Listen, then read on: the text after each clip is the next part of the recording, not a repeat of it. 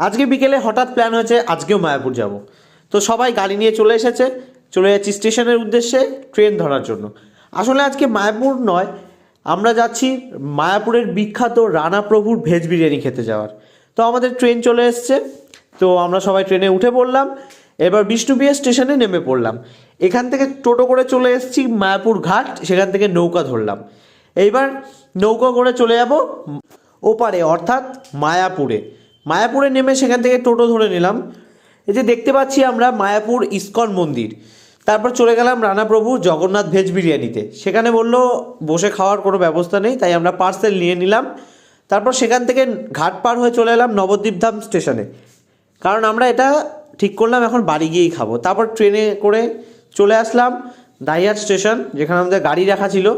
যে গাড়ি নিয়ে চলে আসলাম আমাদের বাড়িতে, দিয়ে সে বাড়িতে বসে জমিয়ে বিরিয়ানি খেলাম।